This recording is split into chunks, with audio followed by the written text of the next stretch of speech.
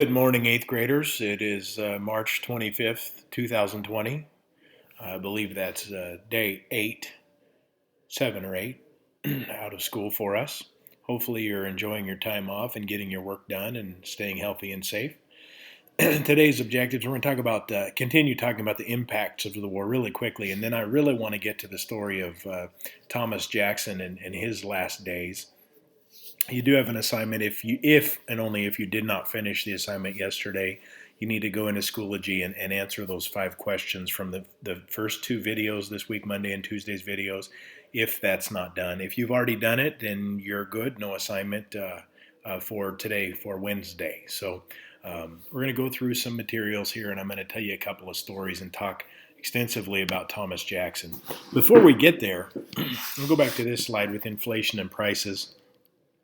If you remember from yesterday, these were very comparable to some of the costs today, or multiples of some of the costs today, where I sell a dozen eggs for $2. In the Civil War, a dozen eggs was $6, which maybe that gives more reason why Lee had a pet hen. You know, the reason why Nellie the war chicken was so important to him. So it's a definite possibility. An egg would be nice.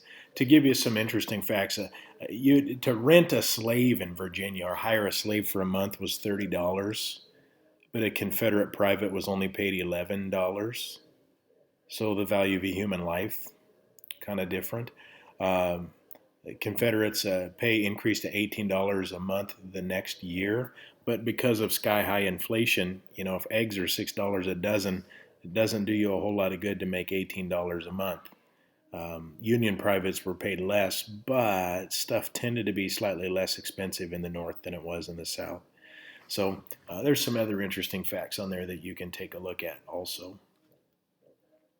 Other names for the war. The Civil War has lots of names. What we call it today, the Civil War, very plain and simple, but war for constitutional liberty, war for Southern independence, war for states' rights, Mr. Lincoln's War, so it's all his fault, the Southern Rebellion, the War of Southern Rights, the Lost Cause, the War of the Southrons, the War of Rebellion, the Great Rebellion, the War for Nationality, the War against Slavery, the War of the 60s, the Yankee Invasion, the War for Separation, the War for Abolition. So people called it whatever they wanted to call it. Some of the firsts, and I might come back and talk a little bit more about this maybe tomorrow because it's kind of interesting stuff. In fact, I kind of plan to. I'll put that as part of my planning. But railroad artillery, so cannon that can be fired from railroad tracks, which kind of limited in their usefulness. A successful submarine. The first submarine was called the CSS Hunley. I'll talk more about it tomorrow. I'll put that in my plans because it's kind of fun. A snorkel breathing device, so you could actually breathe from under the water. A periscope, so you could see above the trenches. Flamethrower, military telegraph, torpedoes. A torpedo in the Civil War was more like a underwater mine than the kind of torpedo we think of in the Navy today. Interestingly enough, the Secret Service was created during the Civil War. The Secret Service's only true job is to protect the President of the United States. Interestingly enough, Abraham Lincoln was the first American president to be assassinated, so maybe they weren't doing a very good job. I'm not sure. There's a story that goes with that too, and I'll get to that later on when we get closer to Lincoln's assassination. An income tax, which means we pay for taxes on the money that we make. Conscription is a fancy word for the draft, forced into service. Medal of Honor is the highest award given in the military for usually bravery above and beyond the call of duty. So I've got another story for down the road of a great uncle of mine that won a Medal of Honor fighting under Ulysses Grant at a place called Vicksburg, which we should be getting to in a few days. There's a story that's kind of probably more mythology than real about the origin of taps. You know, dun dun dun dun dun dun dun dun dun dun dun. Anyway, you get what I'm saying. Black officers, machine guns, both sides had access, but there's a story that goes with that too for another day, and so on. And then some vocab, a copperhead, Northern Democrat. These are things that we've talked about already. Inflation, big term, that still comes into our vocabulary today. So, a couple of things, and this is where I get into the story of Thomas Jackson. Uh, Thomas Jackson was an interesting character, and I probably told you when we watched a little video that Jackson was maybe the greatest general of the Civil War. Um, but he didn't get that label because he didn't survive the Civil War. So I'll give you a little bit of background because I like to do this. This is kind of funny. Um, as a child, Thomas Jackson had a brother and a sister, and he was the youngest and a little bit spoiled. And people called him, his childhood nickname was the real macaroni, which I guess maybe means that Thomas Jackson was the original real cheddar. Get it? Real cheddar. Deuce. So, anyway, as a young man, he went and worked for his very strict uncles at a mill for 7 years, grinding grain and working cattle. And he mostly taught himself to read and write. And at one point in his life, he actually taught a slave girl to read, which was very, very illegal in most parts of the Confederacy, especially Virginia. Or he actually grew up in what would be today West Virginia, but he considered himself a Virginian. Um, he didn't love slavery, but he believed it was a person's Christian right to own slaves as long as they took care of them. Um, and again, being a Virginian first was kind of a big deal to him. So, by the way, after he taught the slave girl how to read, she ran away on the Underground Railroad and escaped to freedom in Canada. Uh, in 1842, he went to West Point Military Academy. He had trouble getting in because he was mostly self-taught, so he didn't really have an education background. Ended up graduating 17th out of 59 by working his tail off. This guy was a beast when it came to his schoolwork. In fact, his classmates said that if he would have stayed at West Point for an extra year, he would have graduated first. So the guy was a stud. Fought in the Mexican War, actually taught Sunday school to blacks to give them opportunities. Um, a couple other things that I find unique or interesting about this guy. Um, and this explains something from the movie we watched, Gods and Generals, in class one day. He oftentimes considered himself out of balance. So he would raise one arm into the air to allow blood to flow down into his body to establish balance. Weirdo. The real cheddar was a weirdo. He refused to eat pepper because he thought that it made his left leg weak. He oftentimes sucked on lemons, thinking it would help with an upset stomach. His staff officers said he had a strange diet and sometimes ate meals completely of raspberries, bread, and milk. That doesn't sound too bad. Jackson felt only comfortable when in bolt upright position with his organs held naturally one on top of another. For this reason, he had no chairs in his office in his Lexington, Virginia house. And he would spend hours studying and reading the Bible or memorizing courses that he taught at Virginia Military Institute. So this guy had some strangeness. Other complaints. Always whining and complaining about his health. He whined of rheumatism, which is like arthritis or sore joints, dyspepsia, chilblains. You'll have to look it up. I'm not sure what that one is. Poor eyesight. He thought he could treat his poor eyesight by dipping his head into a basin of cold water with his eyes open for as long as he could hold his breath. He had cold feet, he had nervousness, neuralgia, impaired hearing, tonsillitis, actually had his tonsils removed, biliousness, which I think is gassiness, if I'm not sure, and a slight distortion of the spine. This guy was a wreck, but turns out to be quite the stud. He was married twice. His first wife died giving birth. He remarried, had a daughter, a baby daughter, who died at 1 month old.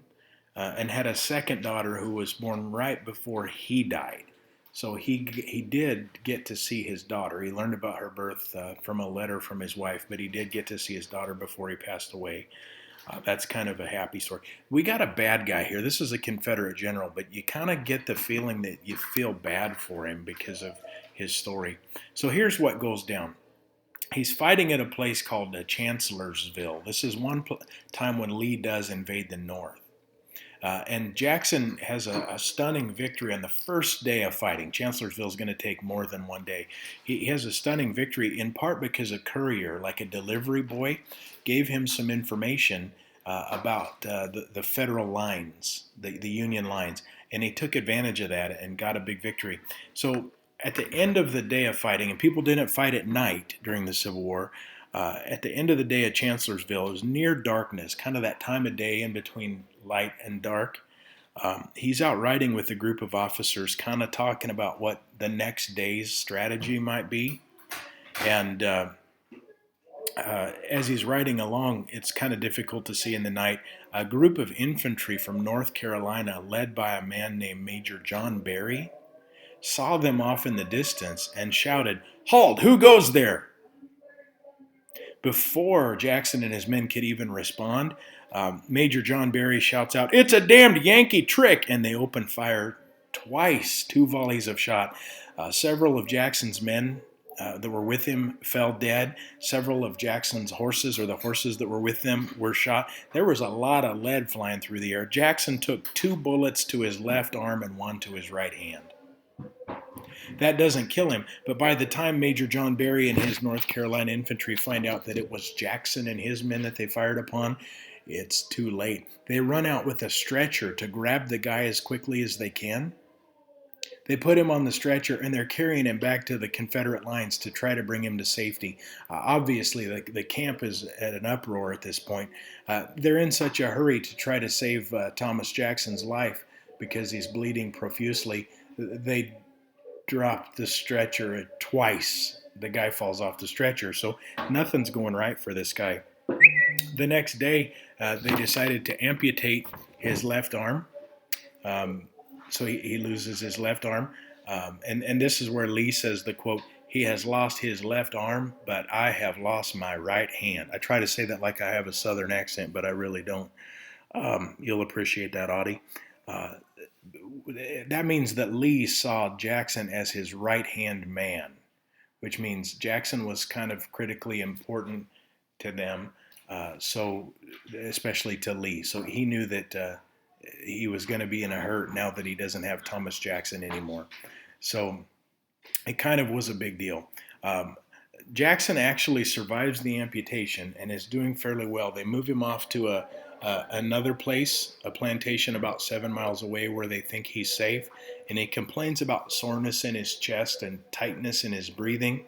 The doctors mistakenly believe that was because of how he was handled, getting knocked off the stretcher, falling off his horse. In reality, Thomas Jackson had early signs of pneumonia. So 8 days after he's shot, on May 10th, 1863, Thomas Jackson is dead. So it's kind of a difficult thing. Before he died, his wife and his baby girl did visit him. And right before Jackson died, the guy had enough strength that he uttered some final words. He says, "It is the Lord's day, Sunday, May 10th, 1863. My wish has been fulfilled. I've always wanted to die on a Sunday." Not sure how many people have a dream on what day they want to die, but let him have his things. And then right before he takes his last gasp of air, he says, "Let us cross over the river and rest under the shade of the trees."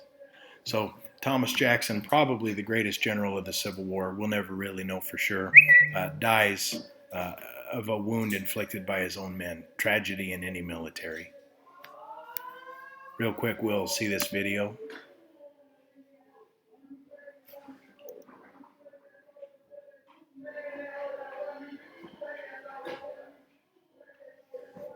Maybe not. Maybe we'll skip the video. It's a report about how Jackson passed away. Here we see when Jackson was killed, hit by his friendly fire, his arm was amputated, and they actually buried his arm near Fredericksburg and Chancellorsville. So here we have a gravestone for May 3rd, 1863. The arm of Thomas Stonewall Jackson is not buried with his body. And here we see him recuperating. They thought he was going to survive. But on his last day, he utters his final words, surrounded by doctors and other officers looking upon him in his deathbed. And see here, his left arm's been chopped off too. This is Jackson's gravestone. Again, he got to meet his daughter 3 days before he died, but this is a family plot. So sometimes in old school cemeteries, there's a fence, a wrought iron fence that's put up. This would be for a wealthy family, and Jackson's grave right here in the middle, and all these young West Point or Virginia Military Institute cadets visiting his grave. What's that tell you about the amount of respect they have for him? Must have been tremendous. Here's another picture, probably right around the time of the funeral, and Mrs. Jackson here wearing black, all the rest of the women wearing white. I don't know, maybe this is, I don't know who this woman is, but some other woman. So pretty sad time for that part of the Confederacy. And he's buried in Lexington, Virginia, in his family plot. His arm is still supposed to be where it was buried near Chancellorsville, though nobody knows that for sure. Lots of memorials and statues dedicated to him because of his importance at Bull Run. We saw that in the video, Gods and Generals, and at several other battles throughout the Civil War.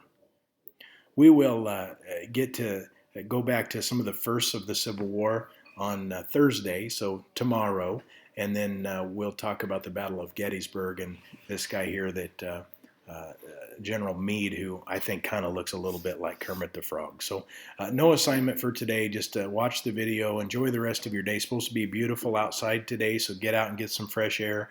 Don't be spreading any germs and stay healthy.